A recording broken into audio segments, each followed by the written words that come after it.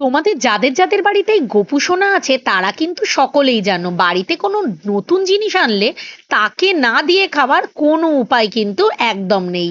কারণ এক তো মনটা নিজেদেরই মানে না, দ্বিতীয়ত এই গোপু সোনা কিন্তু দূর থেকে বড় বড় চোখ পাকিয়ে গাল ফুলিয়ে তাকিয়ে থাকে আমাদের দিকে। এই যেমন দেখো, গতকাল রাত্রে তোমাদের দাদার এক বন্ধু দুটো তাল নিজেদের গাছের আমাদের বাড়িতে দিয়ে গেছিল। আর তখনই ভেবে নিয়েছিলাম যে আজকে সকালবেলা ঘুম থেকে উঠেই ওর জন্য ভোগ বানিয়ে দেব এই তাল দিয়েই। ভাবলাম একটু মালপোয়া অথবা বড়া বানিয়ে দেব।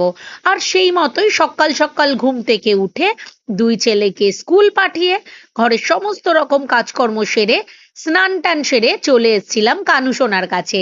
সে মশাইকে সকাল সকাল রাধে রাধে বলে ঘুম থেকে উঠিয়ে স্নান টান সেরে মিশ্রি বাটারে একটু ভোগ দিয়েছিলাম। কারণ তার কিন্তু স্নান করে উঠলে একদম পেট খালি রাখলে চলবে না, পেট তার ভরতেই হবে।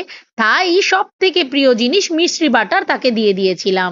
আর ততক্ষণে বের করে নিয়েছিলাম আমাদের গোপু সোনার আলাদা বাসন কোসন। আর গ্যাসটা বলেছিলাম তোমাদের দাদাকে একটু লাগিয়ে দিতে।